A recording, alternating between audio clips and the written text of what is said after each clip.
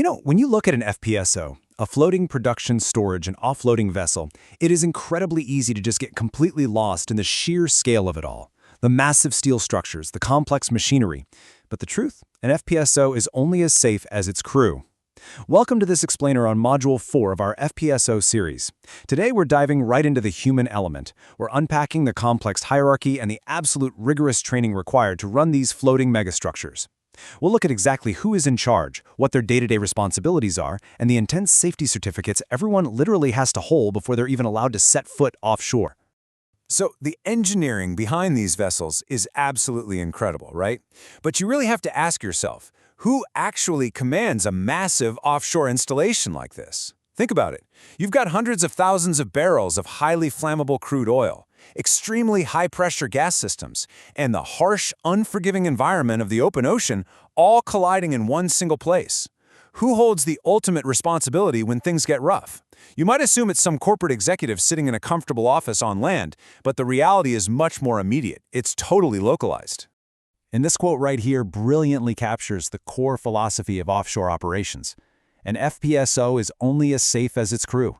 Everything, survival, operational efficiency, protecting the environment, it all relies entirely on a strict chain of command and highly trained personnel. The hardware can be state-of-the-art, the best in the world, but if the human element breaks down, well, your fail-safes are compromised. It's a high-stakes environment. Everyone on board needs to know exactly what their role is and exactly who they report to. Okay, let's quickly hit our agenda for today. First up, we'll look at the offshore hierarchy.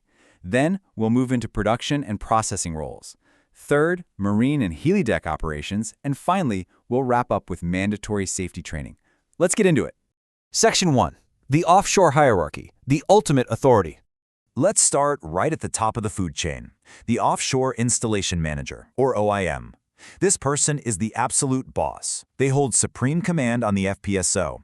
They are personally responsible for the safety of every single person on board, for environmental compliance, and for the overall integrity of the entire installation.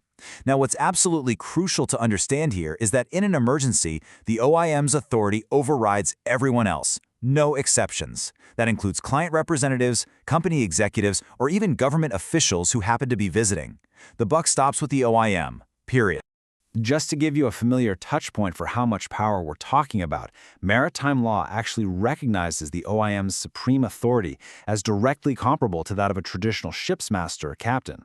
Just like a captain is the undisputed leader of a sailing vessel out at sea, the OIM governs the FPSO.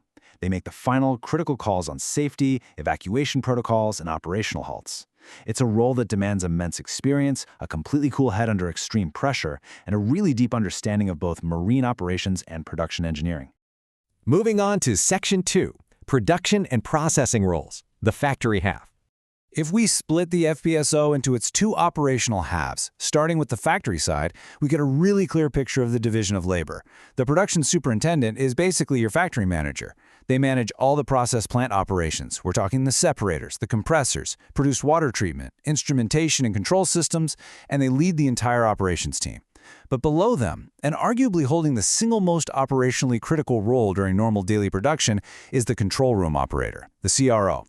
They sit right at the nerve center. They monitor all process parameters from the distributed control system and safety instrumented system. They respond to alarms, execute process changes, and if things go sideways, they're the ones initiating those critical emergency shutdown actions.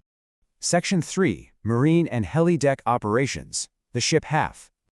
Now transitioning from the factory side to the vessel itself, because, let's not forget, an FPSO is still fundamentally a floating ship.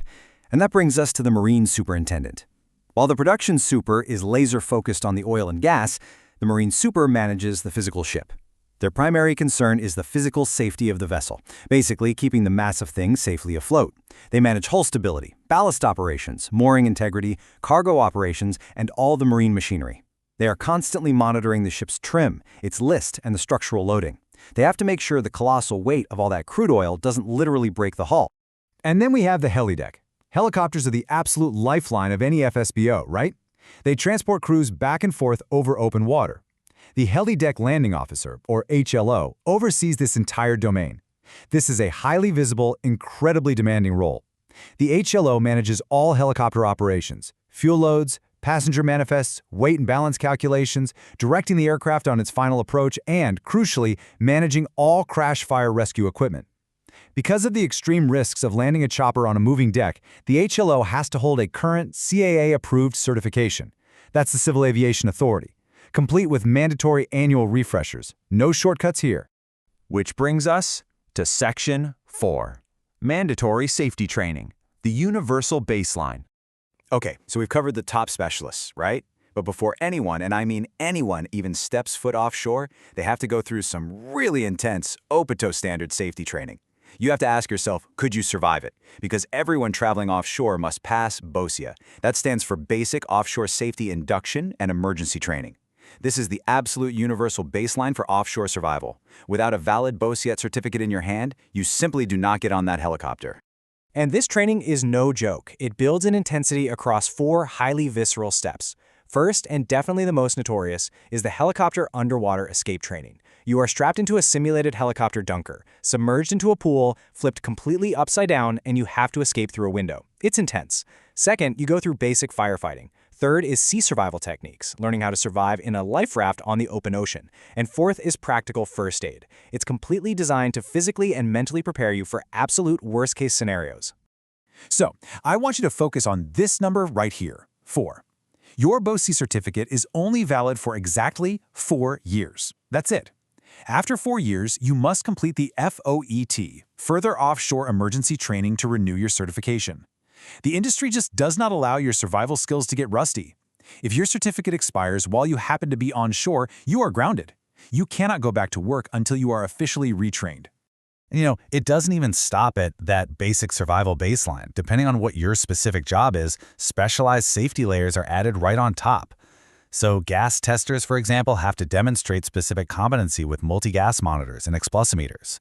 Rigging and slinging personnel must be certified for the exact size of the massive lifts they're conducting. Banksmen, scaffold inspectors, permit-to-work issuers, performing authorities, they all require specific, rigorous competency assessments. And once you're actually out there on the installation, the emergency response training never stops. You're doing regular fire and gas alarms, muster drills, and abandoned ship exercises to guarantee the whole crew can operate entirely on muscle memory during a real crisis. So, let's quickly summarize what we've unpacked in this explainer. The Offshore Installation Manager, the OIM, holds supreme command in any emergency. The Control Room Operator, the CRO, is the critical operational role during active production. The Marine Superintendent manages the hull's safety and stability. And finally, BOSIET is universally mandatory for every single person offshore, constantly renewed with FOET every 4 years, with all those role-specific competency trainings layered on top. And that wraps up Module 4. I really hope this gave you a clear, grounded picture of the vital human element running these incredible vessels. Up next, we're diving into Module 5, Cargo Handling Systems. We'll uncover exactly how millions of barrels of oil are safely handled, stored, transferred, and kept secure inside the actual hull of the FPSO. Make sure to subscribe and join me for that explainer. It's going to be a really fascinating one. But before we go, I want to leave you with this final provocative thought. As the industry moves closer and closer towards heavily automated AI-driven control systems, could a breakdown in this human hierarchy ever really be fully compensated for by automated safety systems? Or will a highly trained, adaptable human crew always have to be the ultimate fail-safe out there in the deep ocean? Let me know what you think. Thanks for learning with me today.